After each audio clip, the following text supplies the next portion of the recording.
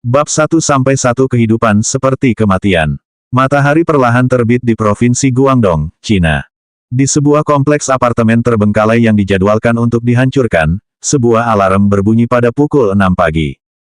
Suara itu datang dari sebuah apartemen yang hampir rusak, sebuah pintu yang tidak dapat Anda tutup dengan benar tidak peduli seberapa keras Anda mendorongnya, dengan kursi di belakangnya dalam sudut 45 derajat yang berfungsi sebagai kunci pintu. Apartemen itu berukuran sedang, sekitar 80 meter persegi, tetapi di dalamnya hampir kosong. Sebuah kasur berada di tengah ruang tamu bersama dengan sebuah meja kecil dengan jam alarm di atasnya. Di sisi ruangan terdapat 10 botol air besar bersama dengan beberapa bungkus mie instan.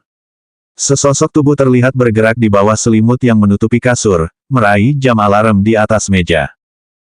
Orang itu mengerang setelah dia mengetuk jam alarm sekali.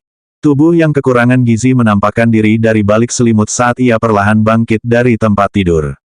Seorang pemuda yang tampaknya berusia sekitar 16-17 tahun bangkit dari kasur sambil berjalan menuju kamar mandi. Air diputus karena apartemen itu kosong sehingga pemuda itu bahkan tidak bisa mandi di pagi hari.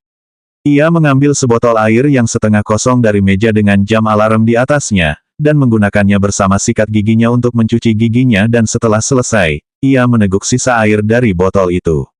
Kemudian ia mengambil pakaian kerjanya dari meja dan memakainya sambil meninggalkan apartemen.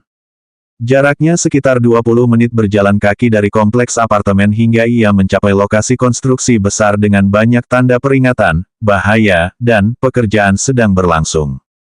Begitu dia berjalan menuju gedung 8 lantai yang setengah jadi, pemuda itu mendengar suara dari belakangnya yang berteriak, "Airok." Suara itu milik seorang pria berusia 45 tahun.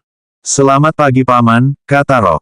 Tentu saja Rock bukanlah nama aslinya, tetapi nama panggilan yang diberikan kepadanya oleh orang-orang yang bekerja di lokasi konstruksi bersamanya karena dia tidak suka banyak bicara. Rock tidak memiliki nama asli dari orang tuanya, dia adalah seorang yatim piatu, dan dia tumbuh di sebuah kompleks rumah yang dimiliki oleh pemerintah untuk anak-anak yatim piatu. Pemerintah mengirimkan makanan ke rumah-rumah itu seminggu sekali tetapi itu tidak cukup bagi anak-anak di sana untuk makan sendiri. Semua panti asuhan penuh dan itulah sebabnya pemerintah membuat rumah-rumah ini dan mengirimkan makanan kepada anak-anak tetapi banyak dari mereka masih meninggal karena kelaparan atau penyakit karena tidak ada yang merawat mereka bahkan ketika mereka sakit. Rock tinggal di sana sampai dia berusia 12 tahun. Dia bisa berkelahi dengan anak-anak lain untuk mendapatkan makanan, tetapi itu pun tidak cukup untuk memberi makan dirinya sendiri jadi dia memutuskan untuk pergi. Ia bersekolah di SMP negeri yang tidak jauh dari rumah tempat tinggalnya. Pagi harinya ia bersekolah dan sore harinya ia bekerja membangun.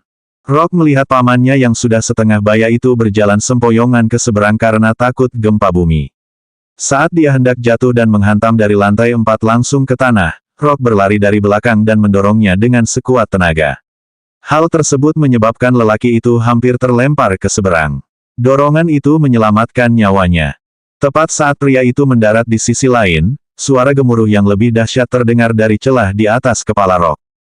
Sebuah tumpukan puing yang besar menguburnya hingga ke tanah dan separuh bangunan itu sendiri runtuh. Pria parubaya itu mulai meraung dan menangis dan begitu suara gemuruh berhenti, sisi bangunan yang berlawanan runtuh sementara sisi yang dinaikinya secara ajaib tetap utuh.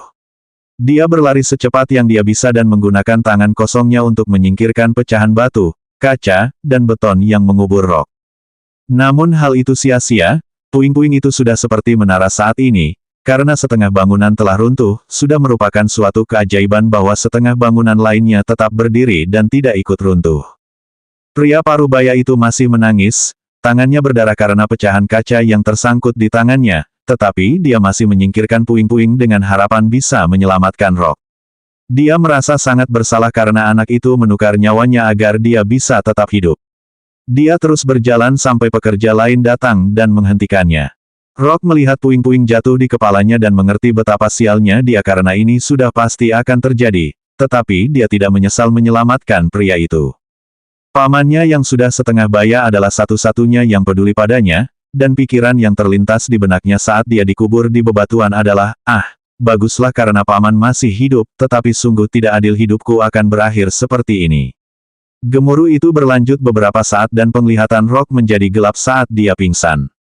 Rock mencoba membuka matanya perlahan saat pikirannya mulai sadar kembali, hanya untuk menyadari bahwa kepalanya hampir terbelah karena rasa sakit yang mengerikan yang dirasakannya. Dia mulai merintih ke kiri dan ke kanan karena dia tidak bisa merasakan apapun selain sakit kepala yang hebat yang hampir mencabik-cabik pikirannya. Yang tidak diperhatikan Rock adalah tubuhnya tidak terkubur di bawah reruntuhan, tetapi tergeletak di tanah dengan wajah menghadap ke atas, di sepetak rumput merah, tepat di tengah badai besar dengan guntur dan kilat menyambar tanah di sekelilingnya. Tulang-tulang di kedua lengan dan kakinya patah, kepalanya berdarah dari belakang dan pakaiannya compang camping dan penuh darah. Ada luka besar di sisi kiri dadanya yang mungkin terbuat dari pedang atau golok dilihat dari ukurannya. Beruntung bagi Rock, luka itu masih beberapa inci dari jantungnya. Ia merasa seolah-olah ada sesuatu yang dimasukkan dengan paksa ke dalam otaknya, tetapi tidak ada cukup ruang untuk memasukkannya dan otaknya hampir meledak. Tepat saat sambaran petir hendak menyambar kepalanya, robekan angkasa muncul di atasnya dan petir itu pun tertelan dan lenyap di dalamnya. Sebuah batu perlahan meninggalkan robekan angkasa di udara dan begitu muncul, langit dan bumi menjadi sunyi. Beberapa mil jauhnya, penduduk kota hutan biru semuanya terdiam.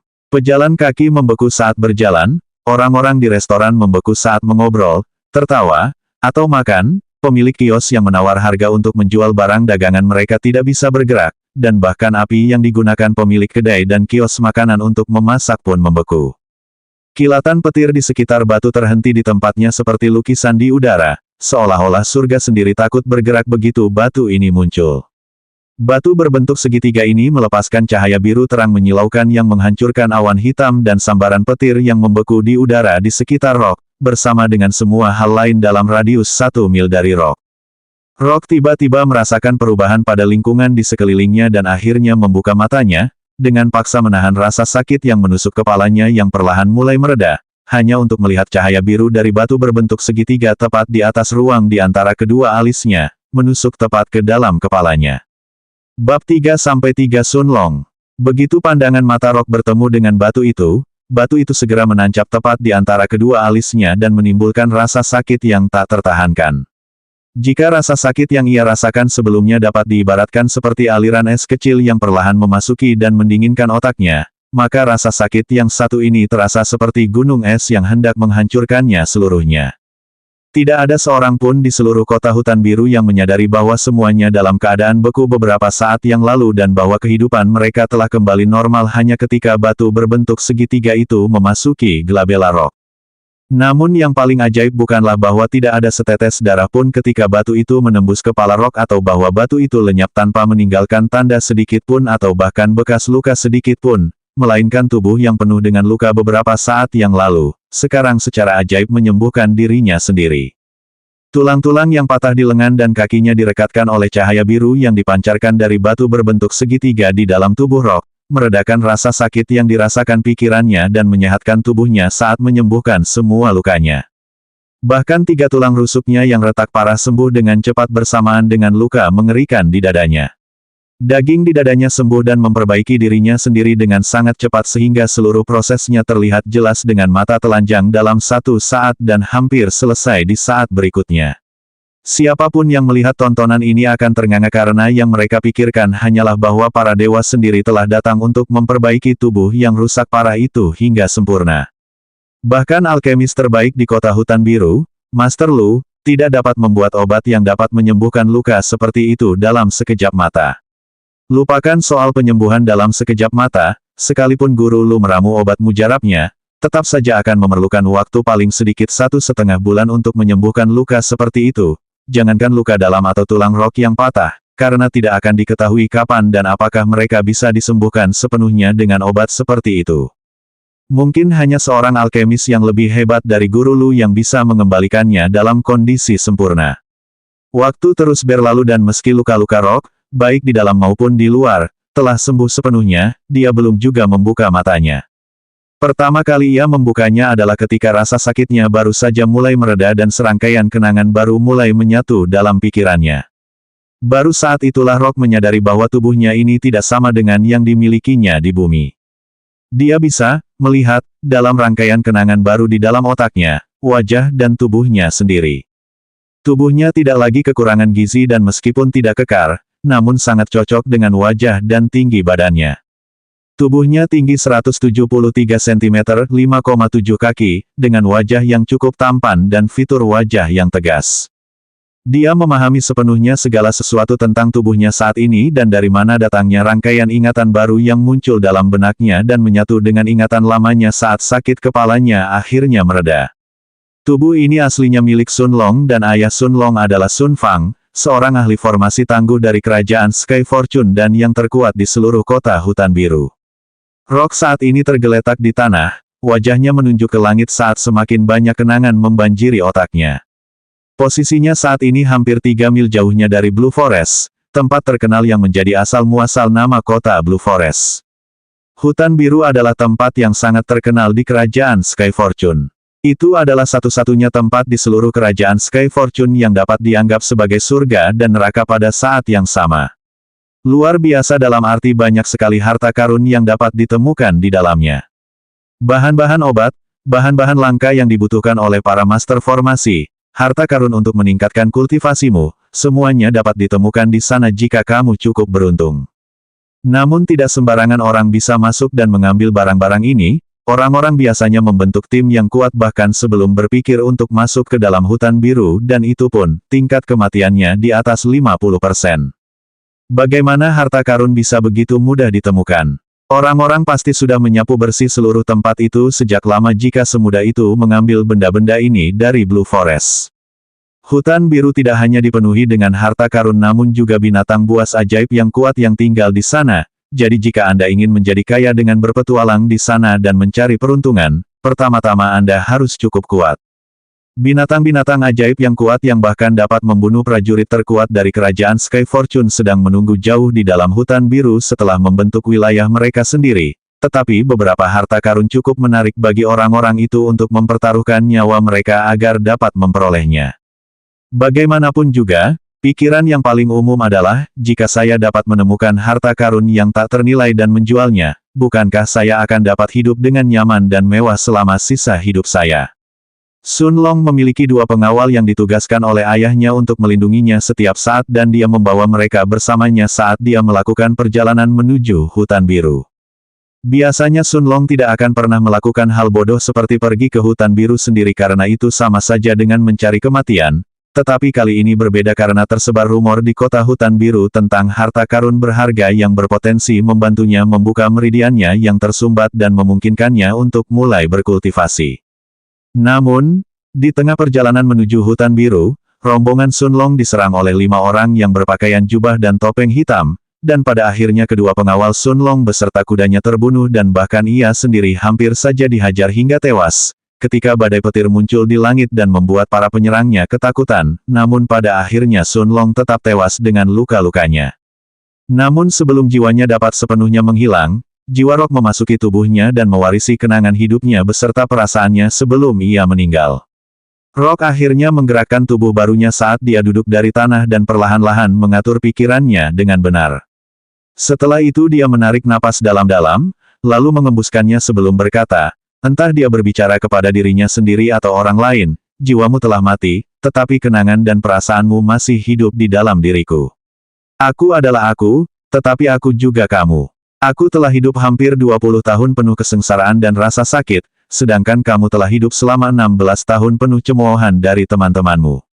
Suaranya semakin keras setiap detiknya saat dia melanjutkan.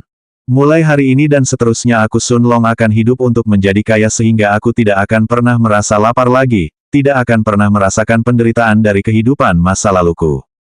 Ini adalah sumpahku kepada diriku di masa lalu. Saya Sun Long bersumpah untuk hidup menjadi cukup kuat untuk terbang bebas dan tak terkekang oleh siapapun atau apapun, tidak akan pernah terikat dan dibatasi oleh orang lain. Jadi apa jika saya tidak bisa berbudi diri karena Merida yang tersumbat ini, saya menolak untuk membiarkan diri saya terbunuh lagi. Mulai hari ini dan seterusnya saya bersumpah bahwa saya lebih baik akan patah daripada pecundang dalam hidup saya. Mulai hari ini, saya Sun Long dan ini adalah sumpah saya dengan langit dan bumi sebagai saksi.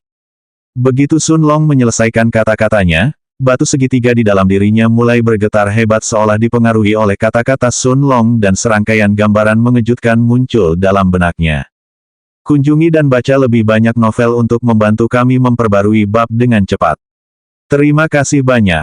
Bab 4-4 Jam Pasir Raja. Begitu Sun Long menyelesaikan kata-katanya, batu segitiga di dalam pikirannya mulai bergetar hebat seolah dipengaruhi oleh kata-kata Sun Long dan serangkaian gambaran mengejutkan muncul dalam pikirannya. Tidak ada kata-kata, hanya serangkaian gambar yang sangat kuno yang menggambarkan seseorang tanpa wajah yang khas bernapas dalam pola yang aneh. Pada suatu waktu orang itu mengambil napas dalam-dalam, dan kemudian dia berulang kali menghembuskannya dalam 5 atau 6 napas yang lebih kecil.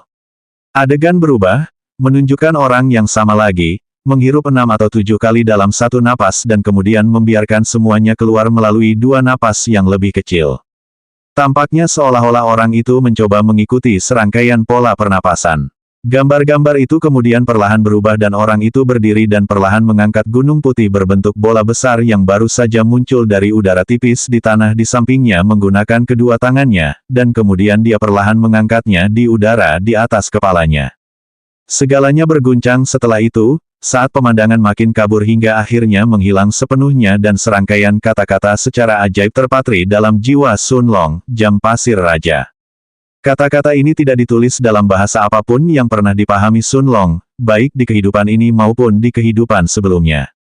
Meskipun semuanya tampak seperti sekumpulan simbol kuno yang tidak jelas dan bahkan sedikit kabur, Sun Long mampu memahami dengan jelas bahwa makna yang dibentuk oleh simbol-simbol ini adalah Jam Pasir Raja, seolah-olah itu adalah sesuatu yang terukir di dalam jiwanya. Kesadaran Sun Long kembali ke tubuhnya saat ia buru-buru memeriksa bagian belakang kepalanya. Ia ingat dengan jelas bahwa ia dipukul di tulang oksipital, yang terletak di bagian belakang bawah kepalanya, tetapi tidak hanya tidak ada darah yang mengalir darinya sekarang, tetapi bahkan tidak ada satupun benjolan yang membuktikan bahwa ia baru saja dipukuli dengan brutal ke tanah beberapa jam yang lalu. Darah yang telah mewarnai merah rerumputan tempat dia berbaring sebelumnya, telah lama menghilang sejak batu berbentuk segitiga itu memancarkan cahaya biru untuk memusnahkan petir yang ada di udara, bersama dengan semua hal lain dalam radius 1 mil di sekitar Sun Long. Bukan hanya rumputnya saja, tetapi semua yang ada dalam area seluas 1 mil di sekitarnya adalah tanah tandus tanpa sedikit pun vegetasi lagi, sangat kontras dengan area di luarnya yang penuh dengan rumput dan bunga-bunga. Kelihatannya ada sesuatu yang telah menghapus semua jejak kehidupan di area sekitarnya, bahkan mayat 2 pengawal Sun Long dan 3 kuda mereka pun tak luput dari hal ini. Untungnya bagi Sun Long pakaiannya tidak terkena dampak ini atau pakaiannya akan hilang sepenuhnya. Tetapi meskipun pakaiannya tidak terkena dampak itu, pakaiannya masih compang camping karena serangan pembunuhan sebelumnya. Jubah yang dikenakannya hampir hancur sekarang karena bagian yang menutupi dadanya sudah hampir hilang, sehingga bagian kiri dadanya terlihat, semua karena serangan-serangan ganas yang dideritanya sebelumnya yang tampaknya akan merenggut nyawanya. Lengan baju kanannya robek sepenuhnya sementara ada beberapa luka tebasan pedang di bagian yang menutupi perutnya. Sun Long menduga bahwa alasan luka-lukanya disembuhkan secara ajaib kemungkinan besar karena batu berbentuk segitiga itu dan dia sangat bersyukur padanya atau hidupnya akan berakhir bahkan sebelum dimulai. Meskipun bagi orang luar ia terlihat dalam kondisi yang mengerikan karena pakaiannya, tubuhnya bahkan tidak memiliki satu pun cedera dan sebenarnya penuh energi. Sun Long akhirnya berdiri, dan mulai berlari dengan kecepatan penuh ke arah timur laut selama setengah jam sebelum akhirnya berhenti karena ia terengah-engah. Kota hutan biru terletak di utara hutan biru dan Sun Long telah menyadari sebelumnya bahwa para pembunuhnya sedang melarikan diri ke arah barat laut ketika badai petir itu tiba. Jadi meskipun berlari ke arah timur laut akan membutuhkan waktu lebih lama baginya untuk tiba di kota hutan biru dibandingkan jika ia berlari lurus ke utara, ini jauh lebih aman karena tujuannya saat ini adalah untuk tetap hidup. Sun Long bukanlah orang bodoh, meskipun ia tahu para pembunuhnya mungkin tidak akan datang untuk mencarinya karena mereka kemungkinan besar akan berasumsi bahwa ia telah meninggal karena luka-lukanya. Dan bahkan jika ia entah bagaimana tidak meninggal dengan luka-luka yang telah mereka timpakan padanya, ia tetap akan meninggal dalam badai petir itu.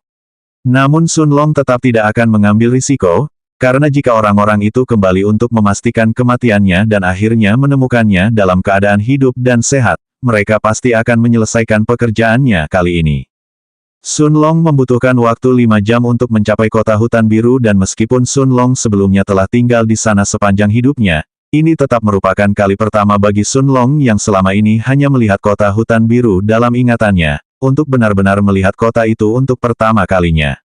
Garis besar kota itu sangat luas dan banyak sekali orang yang datang dan pergi ke gerbang kota sepanjang waktu. Meskipun hari sudah malam, aktivitas di kota hutan biru tetap ramai seperti siang hari. Orang-orang ada di mana-mana, di jalan-jalan dan di bar-bar. Sebagai kota yang paling dekat dengan hutan biru, tembok kotanya tingginya 10 meter 33 kaki, dan tebalnya 3 meter 10 kaki, dan jika monster sihir tingkat bumi datang menyerang mereka, mereka tidak akan mampu menggoyahkannya sedikit pun karena formasi mereka yang khusus. Sun Long mengikuti orang-orang yang memasuki gerbang kota tempat pejalan kaki dan kereta terlihat masuk, dan mengandalkan ingatan di otaknya, ia mengikuti jalan menuju rumahnya. Orang-orang di kota itu bahkan tidak meliriknya sedikit pun karena sudah sangat lazim bagi orang untuk datang ke kota itu dengan pakaian compang camping dan dalam beberapa kasus yang jarang terjadi tanpa pakaian sama sekali setelah mereka pergi bertualang ke hutan biru. Lagi pula, orang-orang ini tidak akan menghubungkan bocah lelaki yang mengenakan kain compang camping ini dengan putra dari pemimpin formasi terkuat di kota.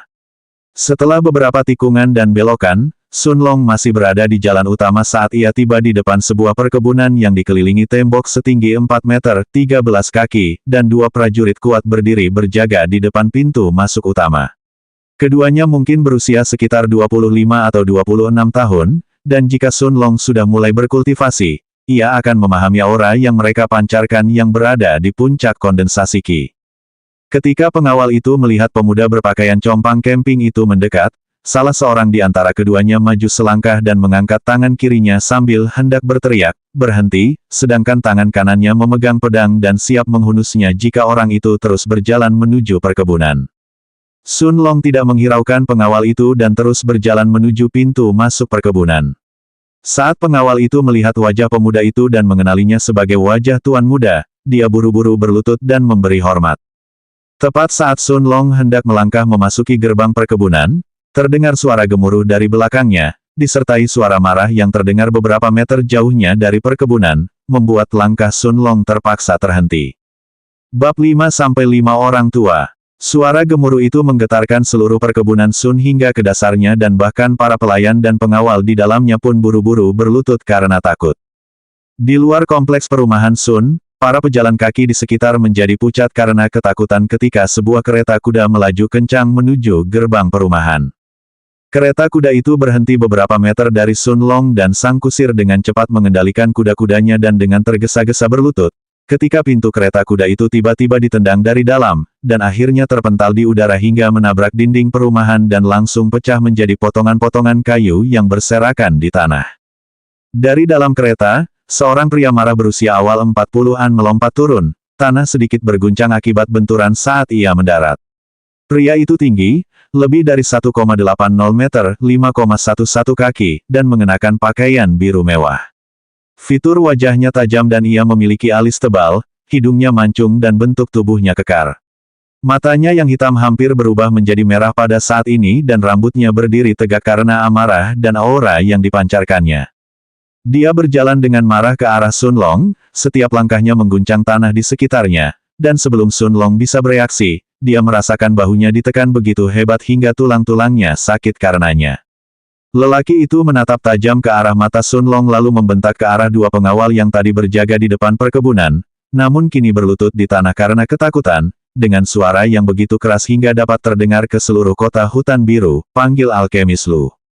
Lalu lelaki itu bahkan tidak menunggu Sun Long berbicara saat ia menyeretnya ke aula utama perkebunan dan memaksanya berbaring di ranjang yang baru saja dibawa para pelayan ke aula.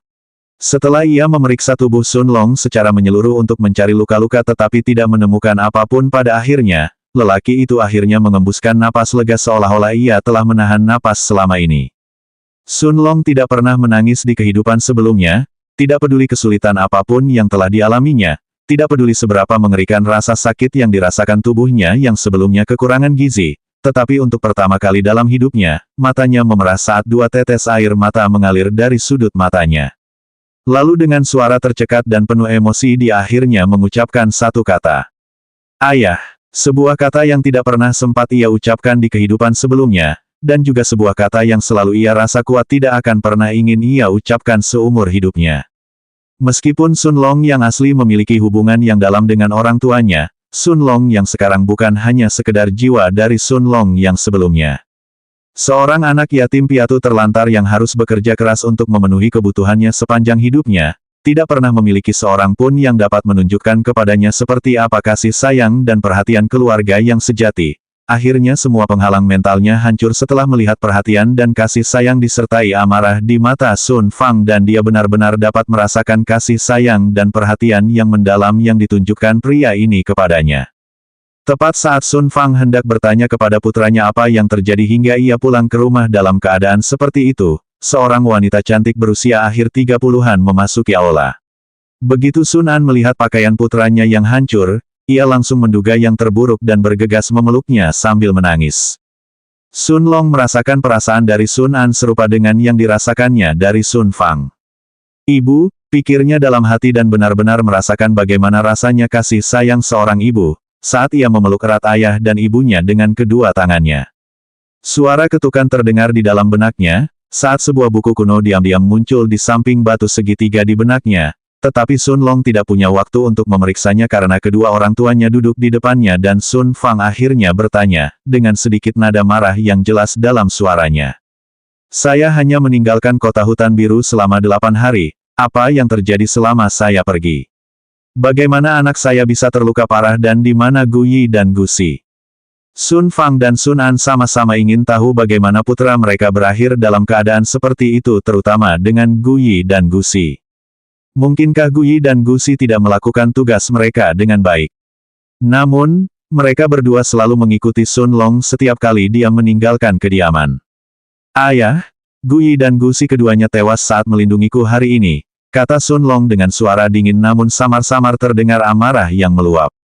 Apa yang terjadi? Sun Fang dan Sun An bertanya dengan heran. Gu Yi dan Gu Si sama-sama pengawal Sun Long dan Gu Yi bahkan merupakan ahli peringkat bumi tingkat 2 sementara Gu Si merupakan ahli peringkat bumi tingkat 1. Bahkan di seluruh kota hutan biru, Gu Yi dan Gu Si dianggap sebagai ahli yang relatif kuat, itulah sebabnya Sun Fang tidak akan pernah mempercayai hal ini jika hal ini keluar dari mulut orang lain selain putranya. Kultivasi dimulai dari tingkat kondensasi Ki1 hingga tingkat 9 dan level di setiap tingkat dibagi menjadi awal, tengah, dan puncak. Setelah tingkat kondensasi Ki adalah tingkat bumi, jadi dua kultivator tingkat bumi yang kuat meninggal adalah hal yang benar-benar mengejutkan. Beredar rumor bahwa seseorang di pinggiran hutan biru menemukan buah pinus merah, jawab Sun Long. Ayah, Anda tahu bahwa meridianku tersumbat dan aku tidak bisa berkultivasi, tetapi jika aku bisa menemukan buah pinus merah, dan meminta guru Lu untuk meramu pil pembuka meridian untukku, aku akhirnya bisa mulai berkultivasi. Sebelum Sun Fang sempat menyela, Sun Long melanjutkan. Saya tahu kamu selalu merasa bersalah karena saya tidak bisa berkultivasi dan juga telah mencari buah pinus merah dan solusi lain untuk saya, bahkan jika kamu sendiri tidak pernah mengatakannya, saya tahu itu benar, kata Sun Long. Sun Fang tidak mengatakan apa-apa dan wajahnya sedikit memerah. Dia tidak ingin putranya mengetahuinya, tetapi dia selalu merasa menyesal karena Sun Long tidak dapat berkultivasi, jadi dia selalu mencari kemungkinan solusi baik di dalam kota hutan biru maupun di ibu kota kekaisaran. Sun Fang sendiri telah berkali-kali menjelajah hutan biru namun hingga kini ia belum pernah menemukan apa yang ia butuhkan bagi putranya. Jadi kali ini, mendengar bahwa seseorang menemukan buah pinus merah, saat kau berada di ibu kota kekaisaran, aku tidak bisa tinggal diam jadi aku meminta Gu Yi dan Gu Si untuk ikut bersamaku ke hutan biru. Lagi pula rencanaku hanya untuk mencari di sekitar pinggiran hutan biru dan dengan dua ahli tingkat bumi yang menemaniku, kemungkinan untuk menghadapi bahaya sangatlah rendah. Tetapi siapa yang tahu bahwa kita akan disergap di jalan oleh 5 orang bertopeng mengenakan jubah hitam? Kata Sun Long dengan suara marah. Sun Fang dan Sun An mengerti. Jika 5 orang bertopeng menyergap dan menyerang 2 ahli tingkat bumi, maka kemungkinan besar orang di balik pembunuhan ini adalah seseorang yang ingin menyakiti keluarga Sun dengan membunuh ahli waris mereka alih-alih menghabisi 2 pengawalnya dan kemudian dengan baik hati membiarkan Sun Long pergi. Sun Long menjelaskan bagaimana orang-orang ini mengepung dan menyerang kelompok mereka, dan bagaimana pada akhirnya mereka ketakutan oleh badai petir yang tiba-tiba dan akhirnya melarikan diri sebelum menyelesaikan pekerjaan. Sun Fang dan Sun An sama-sama senang dan menghela napas lega, bersyukur atas keberuntungan anak mereka dan bagaimana ia berhasil lolos dari perangkap maut tersebut, ketika tiba-tiba seorang penjaga memasuki aula, berlutut dengan satu kaki dan berkata, "Tuanku, guru alkemis Lu telah tiba." Bab 6-6 Apakah kamu yakin? Tuanku, guru alkemis Lu telah tiba. Cepat undang dia masuk, kata Sun Fang dengan sedikit cemas. Meskipun dia telah mengetahui sebagian besar kejadian pada Sun Long ketika dia pergi ke hutan biru, dan meskipun faktanya di tubuhnya tidak ada tanda-tanda cedera yang jelas, Sun Fang dan Sun An tidak dapat menahan rasa khawatir dan takut akan adanya cedera di dalam tubuh putra mereka, jadi meminta guru Lu untuk memeriksa Sun Long adalah hal yang sangat mendesak bagi mereka. Ketika pintu aula utama terbuka lagi, Sun Fang dan Sun An berdiri sementara Sun Long tetap duduk di tempat tidur di tengah ruangan. Ini bukan karena dia ingin bersikap kasar, tetapi Sun Fang telah memerintahkannya bahwa sampai alkemis Lu memastikan bahwa tubuhnya benar-benar sehat dan tidak terluka, dia tidak boleh bergerak dari posisinya. Sun Long dapat merasakan kekhawatiran yang ditunjukkan orang tuanya kepadanya, jadi dia tidak bisa menentang keinginan mereka saat ini. Seorang pria muda berjubah putih berusia akhir 20-an berjalan memasuki aula. Ini adalah alkemis Lu, seorang jenius dari kerajaan Sky Fortune dan alkemis terbaik di seluruh kota hutan biru, meski usianya baru 28 tahun. Salam alkemis Lu, kata Sun Fang sambil menangkupkan tinjunya. Salam, ketua formasi Sun, kata Lu Wen sambil membungkuk sedikit pada Sun Fang sambil menangkupkan tinjunya. Nama lengkap alkemis Lu adalah Lu Wen dan dia dikenal sebagai seorang alkemis yang sedikit sombong tetapi sangat berbakat. Di usianya yang masih muda, 28 tahun, dia sudah menjadi alkemis perunggu peringkat 2 yang bersertifikat. Bagaimanapun juga, orang-orang membutuhkan alkemis untuk membantu mereka meramu pil, baik untuk kultivasi mereka maupun untuk mengobati luka, jadi Lu Wen tahu bahwa orang-orang membutuhkan keahliannya, dan selalu bersikap hormat di sekitarnya, memuaskan kesombongannya dan sedikit menyulut egonya. Namun, meskipun Lu Wen adalah orang yang sedikit sombong dan menganggap dirinya lebih unggul dari yang lain sebagai alkemis perunggu peringkat 2, dia tidak mencoba untuk bersikap angkuh di depan Sun Fang, karena status Sun Fang sebagai master formasi tidak kalah dengan statusnya sebagai seorang alkemis. Terlebih lagi Sun Fang adalah master formasi tingkat perunggu peringkat 3 puncak yang bahkan membuat statusnya lebih tinggi dari Lu Wen sendiri. Alkemis dan master formasi benar-benar merupakan dua pekerjaan yang paling menguntungkan dan paling dicari di benua itu, sehingga orang-orang yang menekuni pekerjaan ini menganggap diri mereka lebih unggul dari yang lain. Namun, para alkemis dan ahli formasi juga saling membutuhkan. Para alkemis menjual pil yang meningkatkan kultivasi orang dan dapat membantu mereka mengobati luka, mengatasi racun, del. Sedangkan ahli formasi dapat membuat formasi di sekitar kamar para alkemis untuk mengisolasi kebisingan sehingga mereka tidak terganggu selama proses pemurnian, atau membuat formasi pertahanan yang dapat membantu mereka melindungi rumah mereka. Namun, yang terpenting, mereka membuat kuali yang digunakan para alkemis dan mengukir formasi di dalamnya yang membantu para alkemis meramu pil mereka. Ahli formasi juga sering membantu para alkemis merawat kuali mereka. Bagaimanapun, adalah hal yang umum bagi para alkemis untuk gagal dalam ramuan mereka, karena kuali mereka terkadang meledak dan merusak formasi di dalamnya. Jadi, jika para alkemis tidak merawat kuali mereka dengan baik dan formasi di dalamnya memudar, kuali tersebut pada akhirnya akan berakhir sebagai massa besi yang tidak berguna. Ketua formasi Sun, kudengar dari pengawalmu bahwa sesuatu terjadi pada Tuan Muda Sun. Izinkan aku memeriksa kondisinya. Lu Wen langsung ke pokok permasalahan begitu mereka selesai memberi salam. Sun Fang merasa senang karena Lu Wen langsung ke inti pembicaraan karena dia juga tidak suka omongan yang tidak berguna dan berkata, silakan alkemis Lu, sambil memberi isyarat kepada Lu Wen untuk bergerak ke tengah aula di mana tempat tidur yang diduduki Sun Long diletakkan. Lu Wen melihat penampilan aneh Tuan Muda Sun dan terkejut. Sun Long belum sempat berganti pakaian, karena Sun Fang telah menyeretnya ke aula utama begitu mereka kembali ke perkebunan. Kemudian Sun An juga telah memasuki aula dan mereka menghujaninya dengan rentetan pertanyaan. Saat dia selesai menjelaskan apa yang telah terjadi, alkemis Lu telah tiba jadi sudah terlambat untuk berganti pakaian sekarang. Mata tajam Lu Wen dapat dengan mudah mengetahui bahwa pakaian Sun Long telah dihancurkan oleh suatu senjata tajam, kemungkinan besar oleh pedang, namun yang tidak dapat dipahaminya adalah ini. Bagaimana tubuh anak ini bisa baik-baik saja jika dia diserang pedang atau golok tajam sementara seluruh kota hutan biru tahu bahwa dia bahkan tidak bisa berkultivasi.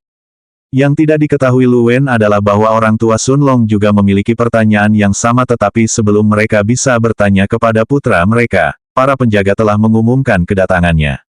Lu Wen memeriksa tubuh Sun Long secara menyeluruh tetapi tidak menemukan kelainan. Harus diketahui bahwa alkemis unggul dalam menggunakan kekuatan spiritual mereka, dan bahwa persyaratan terpenting untuk menjadi seorang alkemis adalah memiliki sejumlah kekuatan spiritual yang baik bersama dengan afinitas yang kuat terhadap api. Sedangkan Master Formasi dapat menggunakan ki mereka dikombinasikan dengan kekuatan spiritual mereka sementara persyaratan terpenting bagi mereka adalah jumlah kekuatan spiritual yang layak bersama dengan afinitas yang kuat untuk mengendalikan bumi.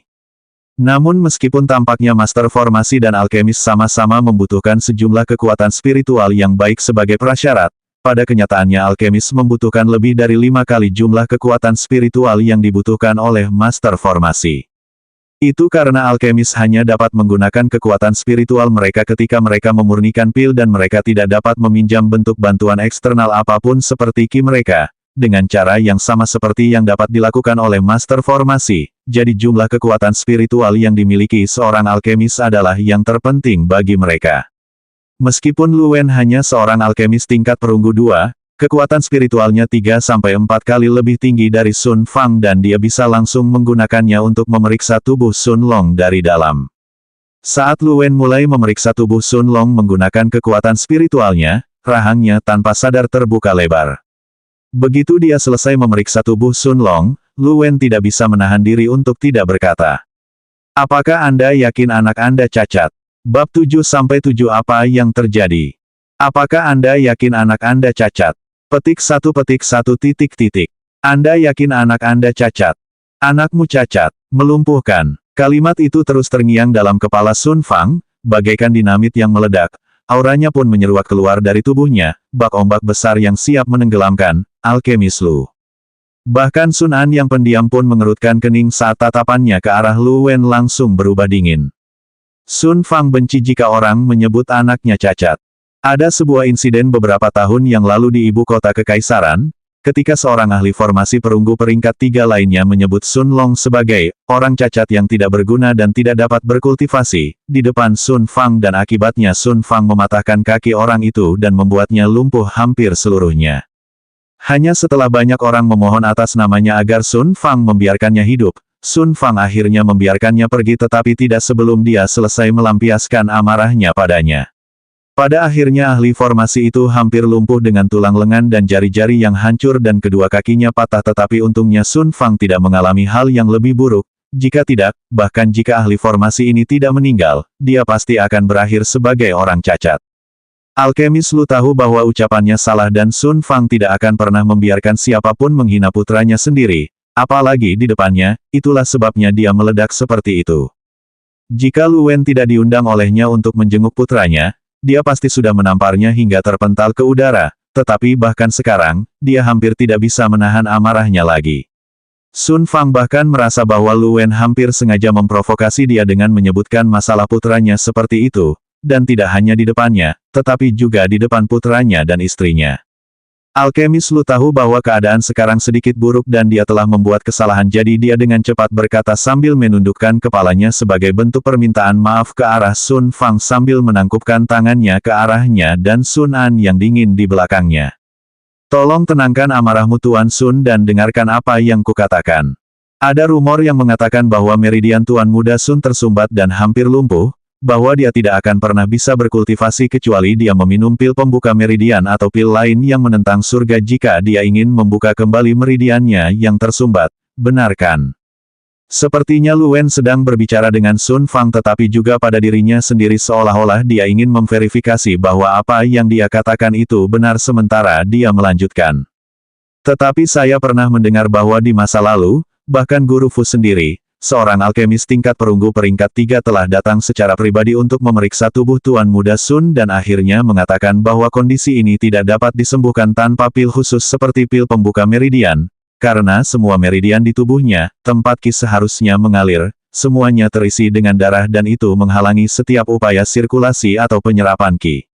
Sun Fang tidak menjawab dan hanya mengangguk, amarahnya juga sudah jauh berkurang, tetapi hatinya sekarang sakit karena kesakitan atas kondisi putranya.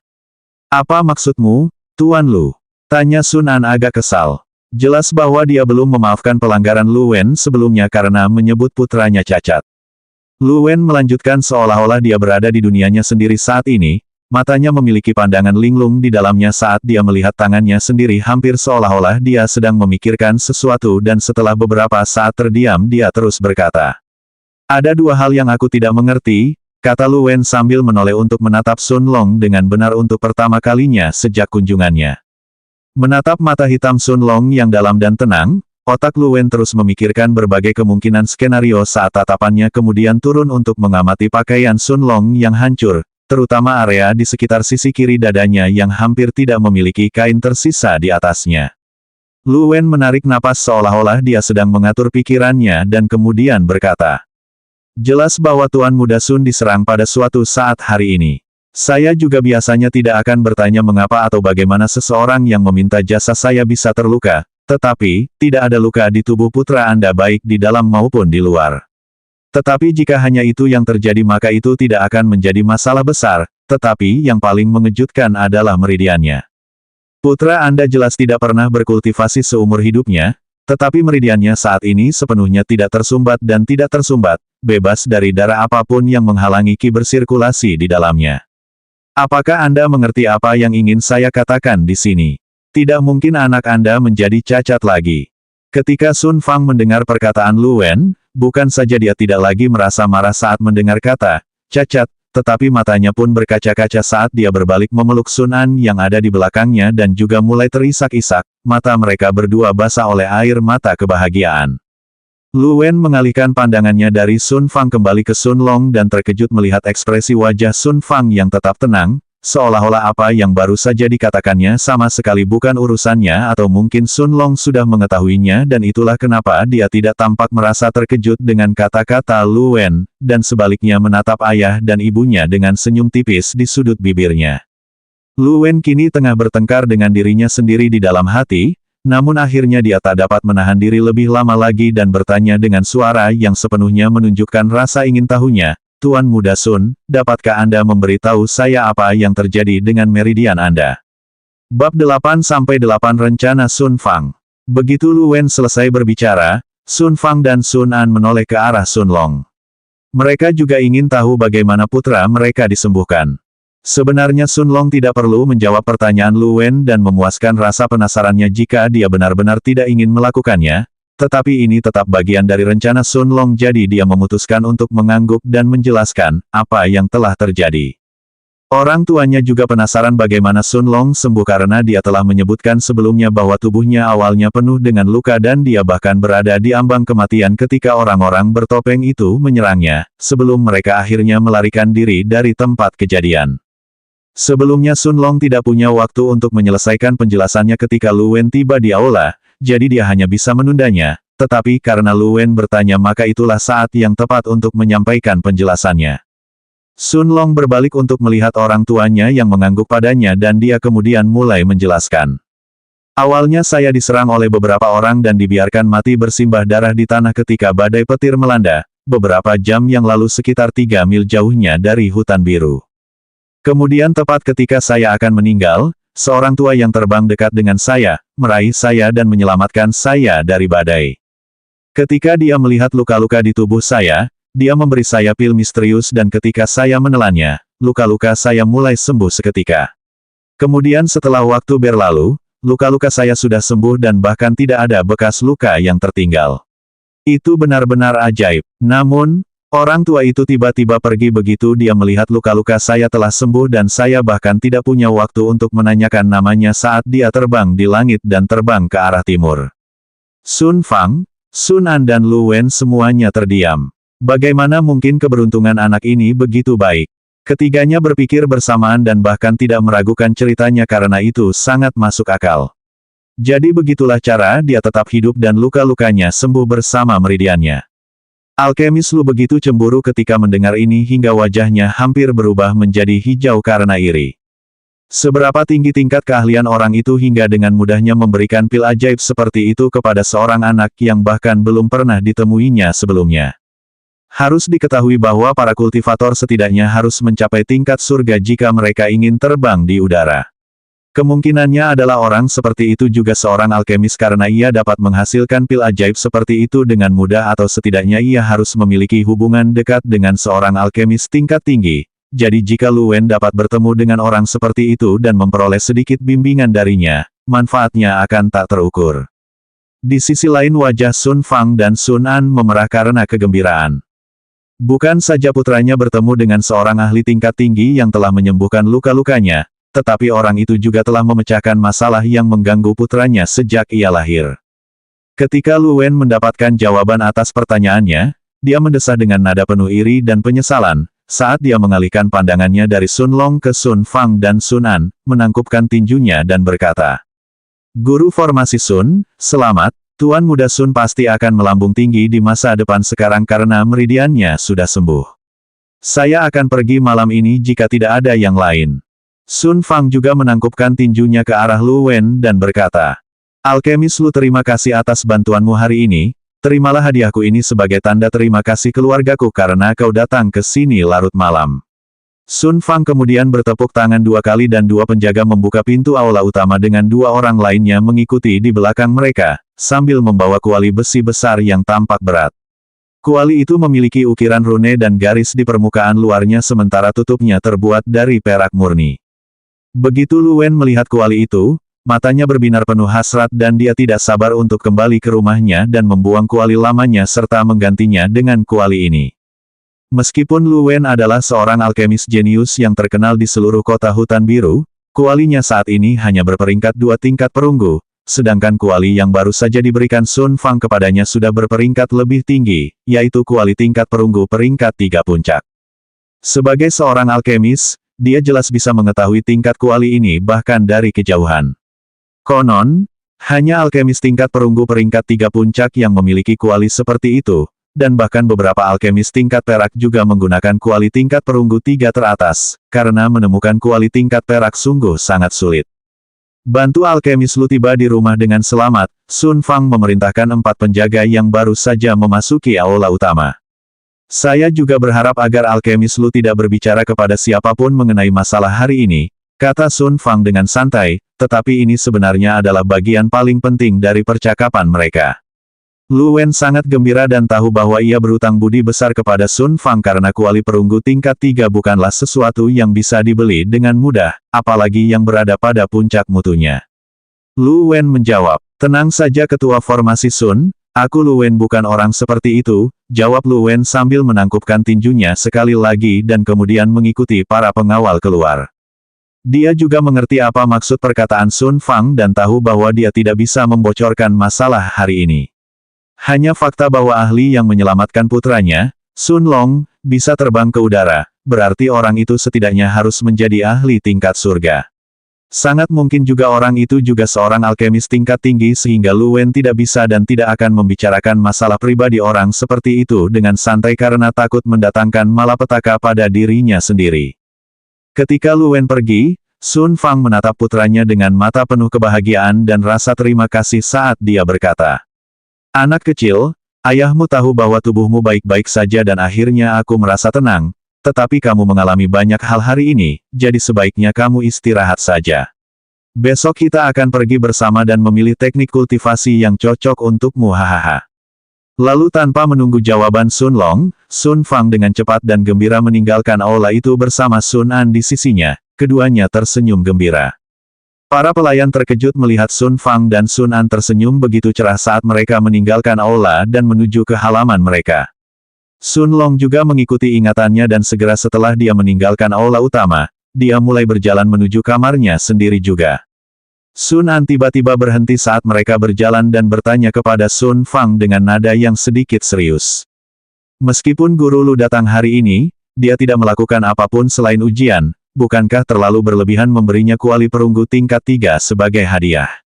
Lagi pula, dia tidak akan berani membahas masalah hari ini dengan mudah, terutama jika itu melibatkan seseorang yang kemungkinan besar adalah ahli tingkat surga. Apakah kamu melakukannya hanya untuk memastikan bahwa dia tidak akan memberitahu siapapun tentang pemulihan Longer? Sun An bertanya seolah-olah baru saja mendapat pencerahan. Meskipun dia wanita yang sangat cerdas, dia tidak terbiasa berurusan dengan orang lain seperti Sun Fang, jadi butuh waktu lama baginya untuk memahami maksud Sun Fang. Tapi Sun Fang adalah seekor rubah tua dan tujuannya bukan hanya itu, jadi dia menjelaskan kepada istrinya. Bahkan jika itu hanya untuk memastikan Lu Wen tetap diam, untuk masalah yang melibatkan putraku, Sun Fang, maka itu tetap akan sepadan. Aku tidak ingin orang-orang tahu bahwa Longer baik-baik saja karena dia hampir terbunuh hari ini, tetapi aku juga memberinya kuali itu karena Lu Wen sendiri. Sun An menatap Sun Fang tetapi dia tidak mengerti apa maksudnya. Bukankah Lu Wen hanyalah seorang alkemis tingkat perunggu tingkat 2? Meskipun dia berbakat, dia bukanlah yang terbaik di seluruh kerajaan Sky Fortune, dan banyak alkemis tingkat 2 dan bahkan tingkat 3 akan bersorak kegirangan saat mendapat kesempatan untuk mendapatkan harta karun seperti itu. Seolah-olah sedang membaca pikiran Sun An, Sun Fang berkata, Lu Wen mungkin hanya seorang alkemis tingkat perunggu 2, tetapi itu hanya untuk saat ini. Mungkin butuh waktu kurang dari setahun baginya untuk mencapai tingkat perunggu 3. Pada saat itu, memiliki seorang alkemis tingkat 3 yang berbakat untuk membantu anak saya ketika dia membutuhkannya pasti akan sepadan dengan investasi ini.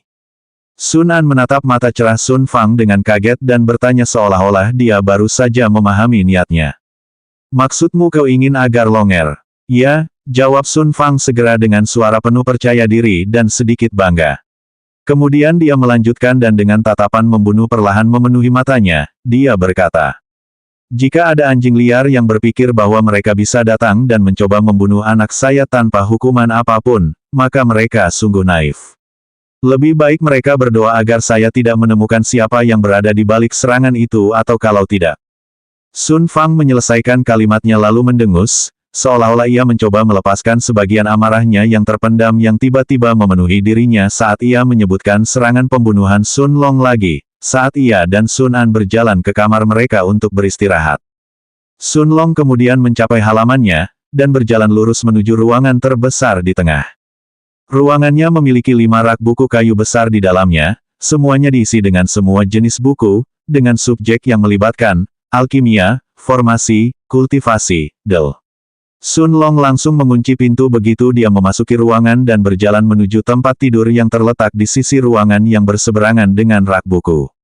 Dia memutuskan untuk duduk di tengah tempat tidurnya dengan kaki disilangkan dan saat dia menutup matanya, pikirannya melayang ke arah batu berbentuk segitiga di benaknya. Bab 9-9 Peningkatan Eksplosif dalam Budidaya. Sun Long akhirnya duduk bersila dan mulai bermeditasi di tempat tidurnya.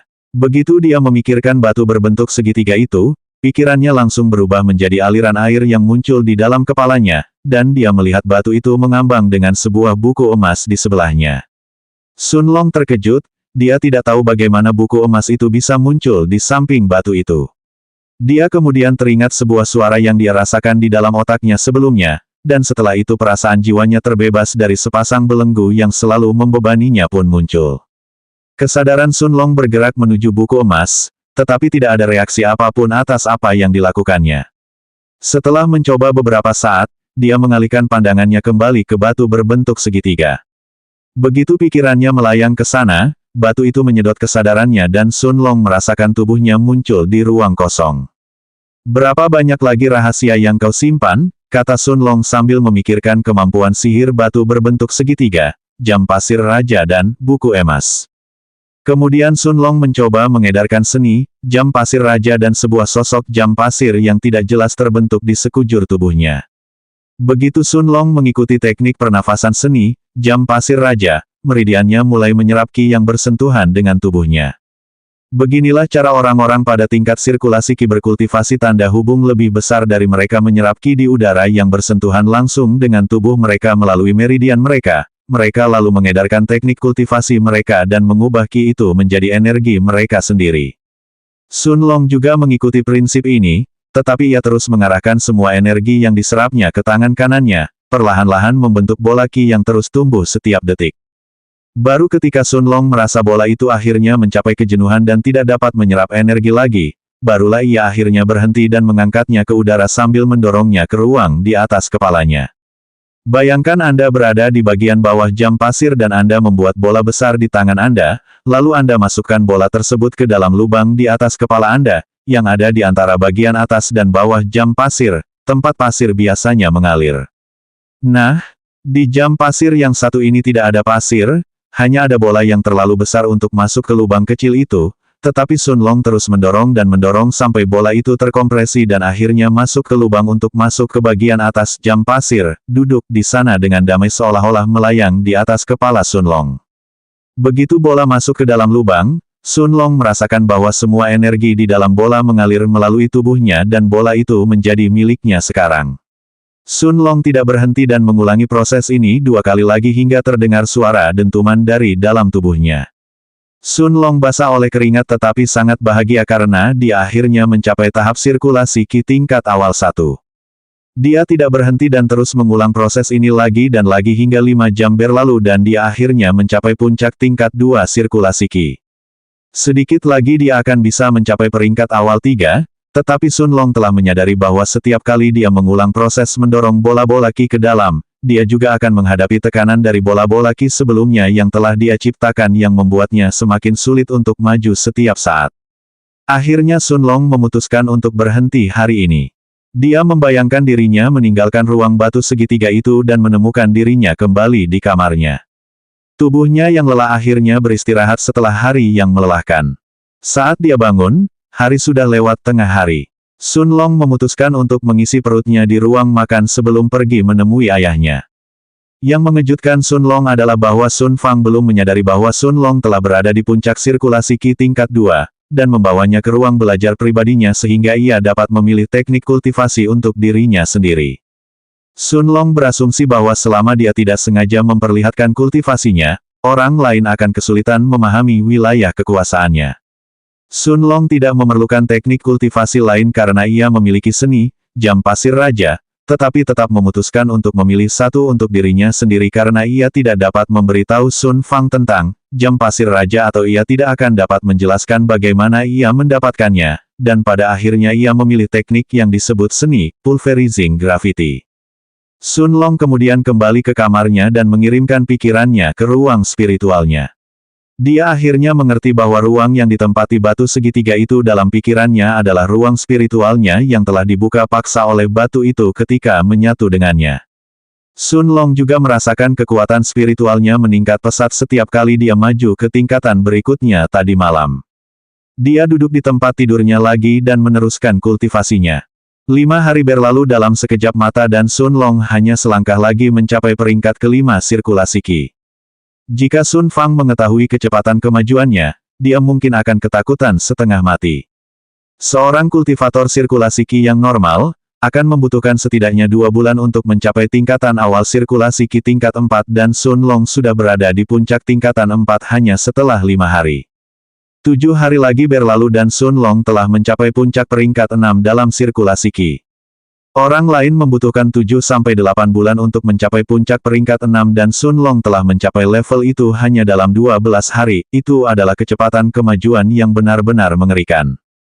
Akhirnya tekanan yang ia rasakan dari bola ki sebelumnya ketika ia mencoba mendorong bola ki ke-55 melalui pembukaan itu terlalu besar dan pada akhirnya ia gagal memasuki peringkat awal 7. Sun Long menyadari bahwa dia belum bisa mengendalikan seluruh kekuatannya.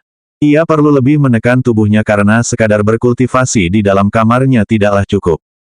Hampir setengah bulan telah berlalu sejak percobaan pembunuhan Sun Long di dekat hutan biru, dan Sun Long tidak pernah meninggalkan kamarnya sekalipun sejak dia memilih teknik kultivasi dengan Sun Fang. Para pembantunya setiap hari meletakkan makanan di depan pintunya dan bahkan tersebar rumor di dalam perkebunan bahwa tuan muda mereka mengalami trauma mental dan takut meninggalkan kamarnya setelah kembali dengan pakaian compang camping sekitar 2 minggu lalu. Sun Fang dan Sun An tidak mencoba untuk mengakhiri rumor para pelayan karena hal itu menjadi kedok yang sempurna untuk Sun Long, yang telah berkultivasi tanpa henti untuk menebus waktu yang hilang karena ia cacat di masa lalu. Akhirnya setelah 13 hari, Sun Long meninggalkan kamarnya dan memutuskan untuk pergi mencari beberapa penjaga untuk berlatih tanding sehingga ia bisa mengerti bagaimana cara mengeluarkan 100% kekuatannya saat ini, yang mana hal tersebut adalah hal yang tepat untuk dilakukan jika ia ingin mencapai tingkatan awal sirkulasi Qi ke-7. Kenyataannya, jika Sun Long tidak mencapai kemacetan dalam kultivasinya, dia akan tetap berada di kamarnya hingga mencapai tingkat bumi atau mungkin lebih tinggi lagi. Tetapi sekarang dia mengerti bahwa pertama-tama dia perlu beradaptasi dengan kekuatan barunya setelah peningkatan kultivasinya yang eksplosif, sebelum dia mencoba untuk maju lebih jauh lagi. Sebelum Sun Long bisa menemukan seseorang untuk bertanding, seorang pelayan ibunya datang memberitahunya bahwa keluarga Lin datang berkunjung dan ayahnya telah meminta kehadirannya di aula utama.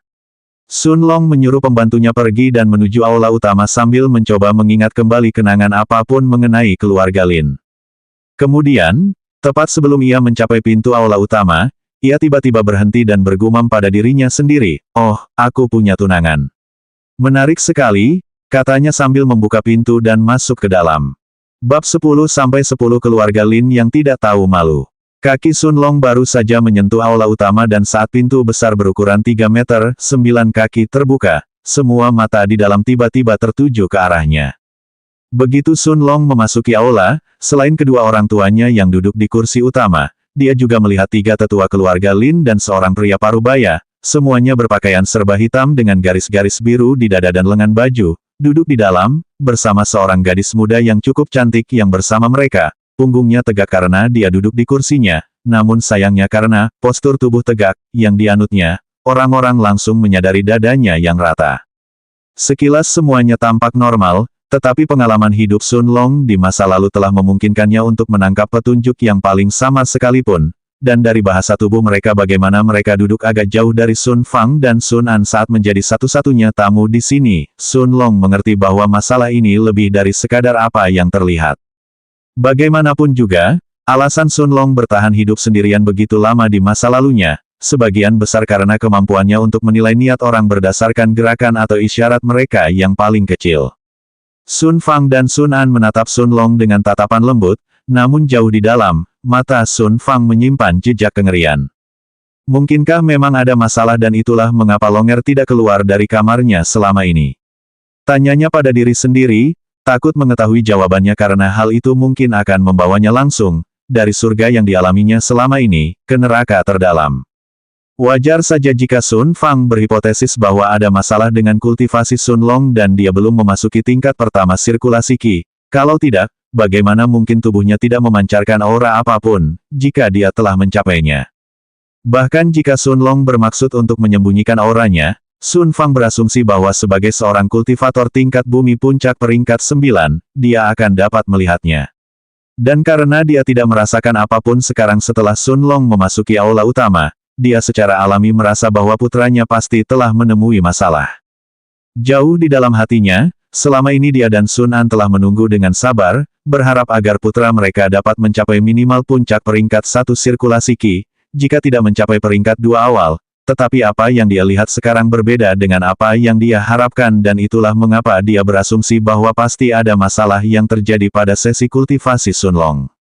Sun Long telah memperhatikan jejak keterkejutan yang melintas di mata ayahnya tetapi bertindak seolah-olah dia bahkan tidak memperhatikan apapun dan tersenyum padanya saat dia bertanya. "Ayah, apakah ayah menanyakanku? Keponakan Sun memang semakin tampan sejak terakhir kali kita bertemu, selamat hahaha, di masa depan kamu pasti akan memiliki banyak wanita cantik yang menunggumu." Aula utama langsung menjadi sunyi dan bahkan suara jarum jatuh pun dapat terdengar. Wajah Sun Fang mengerutkan kening dan sorot matanya menjadi gelap saat dia melihat pria parubaya dari keluarga Lin yang baru saja berbicara, dan dengan suara yang mengkhianati kemarahannya dia menanyainya. "Lin Sang, apa-apaan maksudmu dengan itu?" Sun Fang langsung menyadari arti kata-kata Lin Sang. Sun Long akan menemukan beberapa wanita cantik, tetapi bukan seseorang yang berasal dari keluarga Lin. Apakah orang-orang idiot ini datang untuk memintanya membatalkan pertunangan? Tentu saja gadis cantik yang duduk di sebelah Lin Sang adalah tunangan Sun Long, dan juga putri Lin Sang, Lin Wu. Lin Wu sudah berusia 15 tahun, hanya 1 tahun lebih muda dari Sun Long, dan sebagai putri dari kepala keluarga Lin, dia sudah mencapai puncak tingkat 5 dalam sirkulasi Qi. Lin Sang sedikit malu, tapi saat dia memikirkan putri kesayangannya yang terjebak dalam sepetak sampah lumpuh yang tidak bisa diolah, bersama dengan beberapa masalah lain yang baru-baru ini muncul, dia menguatkan tekadnya dan berkata sambil berdiri dari tempat duduknya. Kakak Fang, tolong dengarkan aku. Aku tahu kalau Wuer sudah bertunangan dengan Sun Long selama bertahun-tahun dan Sun Long pasti ingin menikahinya. Tapi, ada beberapa hal yang terjadi. Jadi, aku hanya bisa datang tanpa malu-malu dan memintamu untuk membatalkan pertunangan ini. Lin Sang berkata dan kemudian melanjutkan dengan satu tarikan napas. Sebenarnya Wuer telah memutuskan untuk mengikuti ujian masuk, Sekte Awan Terapung, yang akan berlangsung 1 bulan dari sekarang di Istana Ibu Kota Kekaisaran. Sekte Awan Terapung akan mengirim para tetua mereka untuk datang secara pribadi dan menerima murid-murid dari istana luar. Semua orang tahu bahwa putra Anda lumpuh, *batuk tidak dapat berkultivasi karena meridiannya, jadi akan lebih baik bagi kedua anak kita untuk membatalkan pertunangan ini, tidakkah Anda setuju? Bagaimanapun juga, mereka akan menjadi orang-orang dari dua dunia yang berbeda, sekarang setelah Wuer memasuki Sekte Awan Terapung, dan sementara putra Anda tidak akan dapat berkultivasi, putri saya pasti akan meninggalkan kerajaan keberuntungan langit kali ini. Pergi ke sana dan jangan panggil aku saudara Fang, kata Sun Fang dengan marah, matanya memerah karena amarahnya, dengan urat-urat menonjol di pelipisnya. Rambutnya berkibar di belakangnya di udara saat dia melepaskan tekanannya dan memperlihatkan auranya sebagai seorang kultivator tingkat bumi tingkat 9. Membuat semua orang di dalam aula sesak napas saat dia tertawa dan berkata, "Hahaha, kau datang tanpa malu-malu dan memohon padaku untuk membatalkan pertunangan.